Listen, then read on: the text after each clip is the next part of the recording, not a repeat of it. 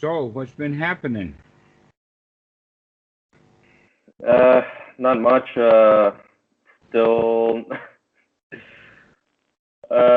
just a day to day, just remembering the breath. Then this is the main part of my practice. A little bit of sitting meditation, but I gotta get back on that horse.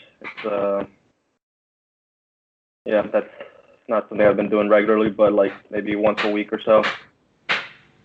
Okay. Well, if there's anything I can do to encourage you to get back into daily, regular sitting practice, I'll do it. What can I tell you? I don't know. It's just something I need to start doing. I can't. I don't know. Just anything in terms of motivation. But just something that's there in the Okay. back of my. It's just something that I know I should be doing, but I'm not. Actually, don't do it because you should do it, because that's not much of a motivation. Okay. A better motivation would be actually the twofold issue of one, that you can see suffering.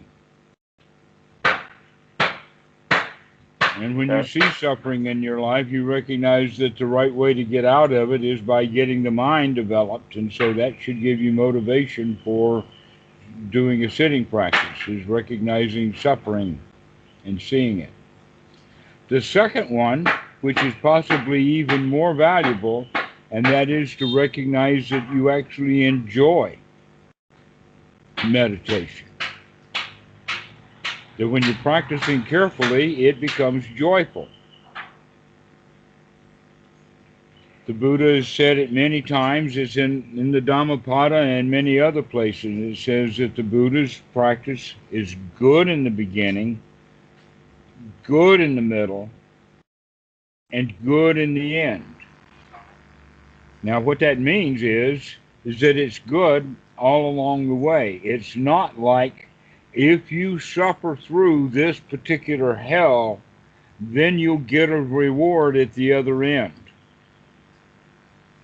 And that's the way that the entire society is set up.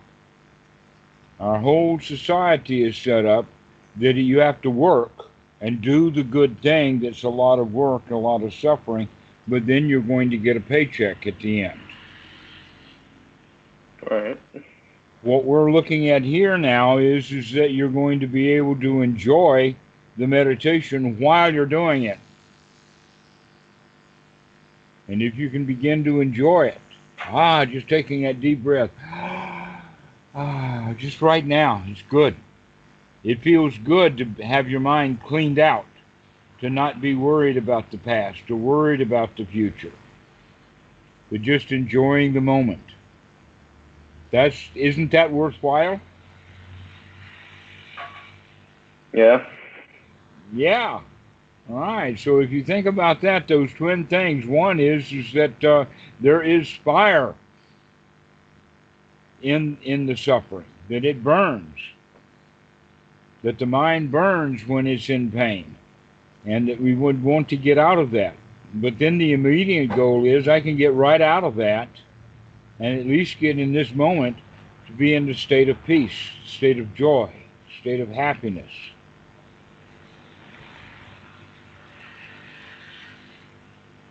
That you're strong enough to do that, strong enough to enjoy the moment. Is that motivation for you, or do you need some more motivation? Uh, thing I want to say is when I get like when I'm just by myself, I tend to just fall into like a story or a thought will pop into my head, and I'll just grab onto it, and it just leaves me beating myself up. Yes. That I that's a habit I've had for as long as I can remember. Name me It, someone who does not have that habit as their number one habit. okay, I don't know. Okay.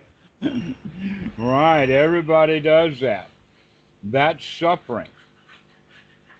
That's dwelling in the past, and the dwelling in the past always brings up remorse, regret.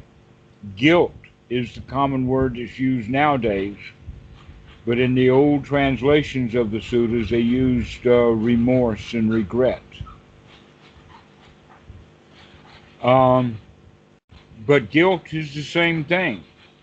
It's the feeling that we're trying to understand, not the right label to put on it.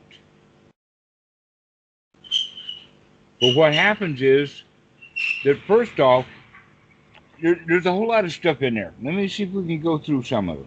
The first thing that happened is whatever that you're remembering right now, you weren't fully there for it in the first place. You only got part of the information. In fact, you were probably, while that event was happening that you're thinking about now, while it was happening, you were thinking about something else. Because you said that you were in that habit. So even when you were thinking about something that happened way back when that was happening way back when, you were thinking about something else that happened even way back.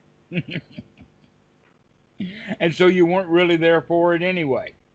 The second thing is that as it gets recorded as a memory, it begins to lose strength. An example of that is, do you have, let us say, a video, a movie on your laptop? Sure. Okay. Think of one of those movies. Do you know that movie as well as your laptop does? Do you know every line of dialogue? Do you know every frame? Oh, no. See, human memory is actually quite crappy when we begin to look at it, when we begin to get good comparisons. PCs are a whole lot better at memory than humans are. So, we didn't get it right the first time. We got it in and it started to rot. And we don't remember things very well. And now when we're remembering it with another layer of stuff that we will call conceit or ego, and we're now comparing the past to what we would do now or what we would like to see.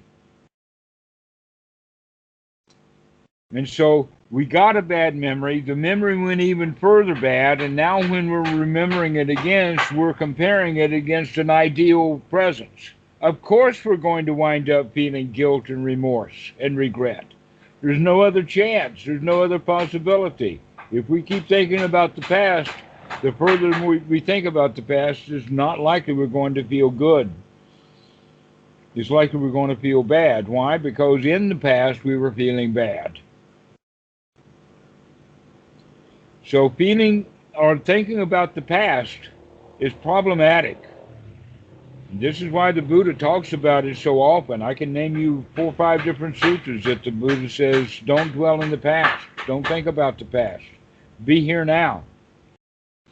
So if you can be here now, you have a great deal of control over how you're going to feel right now. An example is, I was thinking about the past, and I don't need to think about the past. I'm a champion of the mind right now. Look at there, I'm looking in the past right now. All right? But while we're thinking about the past, we become victims to the past. But when we're in the present moment, or when we recognize, when we wake up to the fact that we were reminiscing about the past, now we can feel good. We can become champion. What are the champion? Well, before I was victim of the past. Now that I recognize that my mind was in the past, I can throw that past out. I can become a champion. Always think about becoming that champion. Aha, I see it. Aha, I can see the mind. That should give you joy. That should give you pleasure. The pleasure of being able to see the crap that's in the mind. And yet normally people, when they see the crap, they feel crappy. Your job is when you see the crap in the mind to feel good. Aha, I can see you. Because if we can see it, then we can deal with it. If we don't see it correctly, then we're going to feel crappy. Does that make sense? Yeah. Yeah. So that should be the motivation. The motivation is to stop feeling crappy. Just because you're having crappy thoughts doesn't mean that you have to feel crappy too.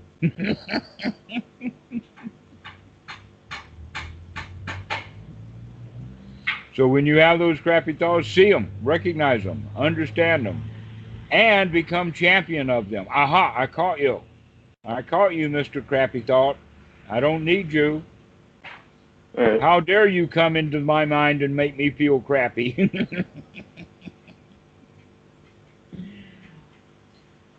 So that way you feel powerful over your mind. You're not the victim of the mind. So you should wind up feeling good, feeling satisfied with your meditation practice. That's what the motivation would be, is that you find value, you find benefit, you find escape from suffering, you find pleasure, you find joy.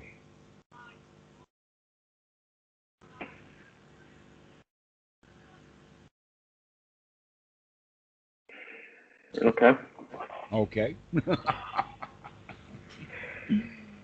So, never mind, start again. Right. So let's do something. Let's set a schedule, and then you meet that schedule, and then you call me really soon. Don't let it wait for a month or two. In fact, part of the reason why you postponed calling me is because you've already postponed your sitting meditation. So I'm really glad that you called me. Okay. So let's make an appointment that you'll call me again so that we can keep this thing going.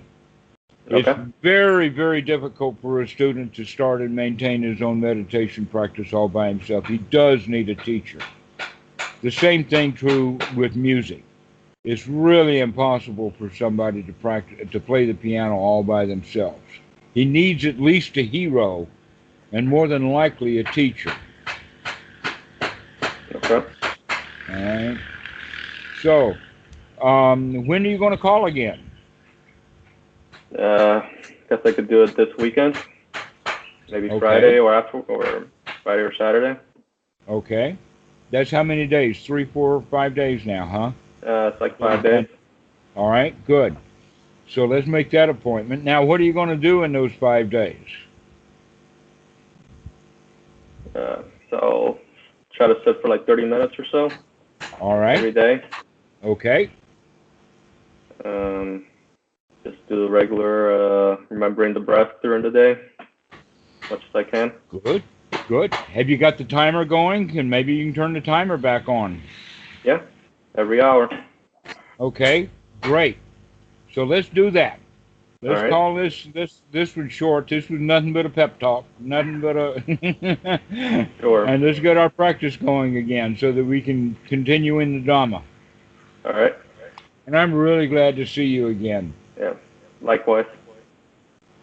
All right. All right. I'll see you next weekend. Okay, excellent. We'll see you on Friday. All right. Take care. All right. Okay, bye-bye. Bye.